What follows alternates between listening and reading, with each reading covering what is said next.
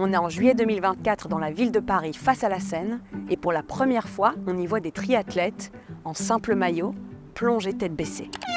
Half-kilometre swim is underway. Ces images, le monde entier les a vues. Un budget de 1,4 milliard d'euros pour assainir l'un des fleuves les plus connus d'Europe.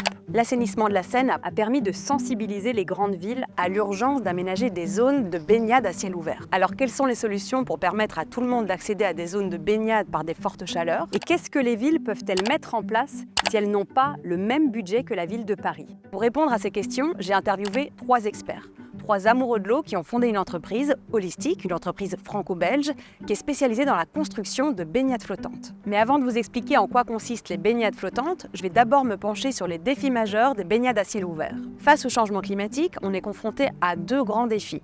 Tout d'abord, un défi social, qu'on appelle aussi le stress hydrique. Les problèmes de stress hydrique, donc de difficulté d'accès à l'eau en quantité et en qualité, amènent à avoir des politiques de restriction, où on va décourager l'usage de l'eau, ne prenez pas de bain, prenez une douche, on va fermer des piscines, on va interdire le remplissage de sa piscine, des piscines de particuliers, ce genre de choses. Et donc finalement, on résout le problème en amenant des restrictions. Or, globalement, toutes les sociétés humaines se sont installées au bord de l'eau. Et donc, cette approche visant à faire de l'écologie punitive et restrictive, déjà, ça ne concerne pas tout le monde.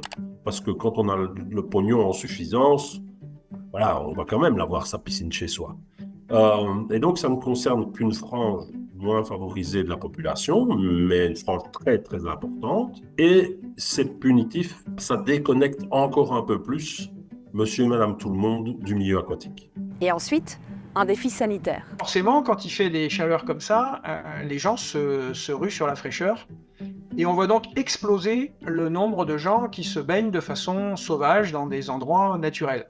Sauf que ces endroits-là ne sont pas toujours bien organisés, aménagés pour accueillir en toute sécurité la baignade. Soit parce que l'eau est polluée, soit parce que les berges sont dangereuses, soit parce qu'il y a du courant. Enfin, il y a une quantité de raisons qui peuvent faire que se baigner là, c'est un risque, c'est un danger.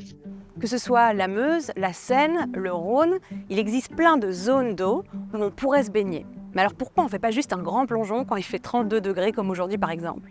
Eh bien tout simplement parce que ces eaux sont ultra polluées. Par pollution, on entend 3 types de pollution. D'abord une pollution industrielle, c'est-à-dire les rejets d'hydrocarbures, de métaux lourds, les polluants agricoles, les engrais, les pesticides, les déjections animales, et enfin les polluants domestiques, les solvants, les peintures ou les eaux usées issues des toilettes, et donc la matière fécale. Donc en gros, quand il est écrit baignade interdite, si t'as pas envie d'aller dans le caca, n'y va pas. Et même lorsqu'on réalise des travaux pour assainir de l'eau, ils sont trop souvent tributaires de la météo. C'est-à-dire que s'il y a des grosses pluies, les pluies vont arriver dans les égouts, ça sature et résultat, ça déborde, les eaux usées arrivent directement dans l'eau qui a déjà été assainie. Deuxième conséquence, s'il y a des grosses pluies, la pluie peut laver les sols et la pollution peut arriver directement dans l'eau. Et enfin, quand il y a des grosses chaleurs, des bactéries se développent. Alors comment faire pour que tout le monde, quel que soit son milieu social, puisse avoir accès à une baignade, sachant que de plus en plus de piscines communales doivent fermer avec l'explosion des coûts énergétiques en 2022. Et puis comment faire pour assainir ces eaux? Une des réponses à ces problématiques serait les baignades flottantes, qui permettent en toute sécurité de se baigner dans des cours d'eau pollués.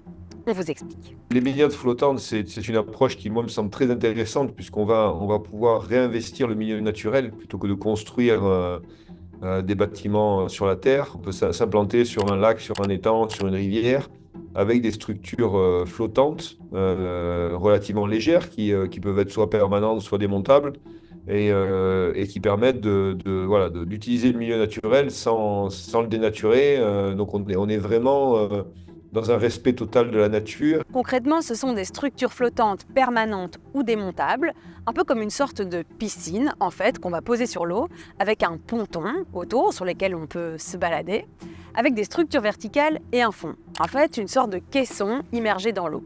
Mais tout ça, ça ne nous résout pas le problème de la qualité de l'eau. Alors qu'est-ce que Holistic a mis en place pour résoudre ce problème? On va rajouter une dimension supplémentaire qui est baignade flottante filtrée. Donc quand il y a cette dimension supplémentaire, que fait-on? On va pomper l'eau du lac, du plan d'eau, la traiter, la filtrer de façon à, d'une part, améliorer sa transparence, pour avoir une eau la plus claire, la plus translucide possible. Cette eau, alors, avec une transparence accrue, est désinfectée de manière physique, c'est-à-dire sans ajout de produits.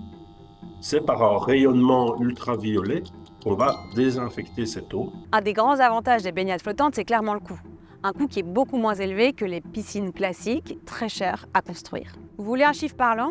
Avec le budget de l'assainissement de la Seine, Holistic pourrait construire des baignades flottantes dans approximativement toutes les communes de plus de 10 000 habitants de la France, de la Belgique, de l'Allemagne et de la Suisse. En conclusion, il existe des solutions adaptées à chaque ville pour permettre à tout le monde de se baigner et d'avoir un accès à l'eau. Les baignades flottantes offrent une solution innovante et écologique qui nous permettent de nous reconnecter à la nature tout en respectant l'environnement. Et vous, dans quelle ville vous rêvez de voir une baignade flottante ?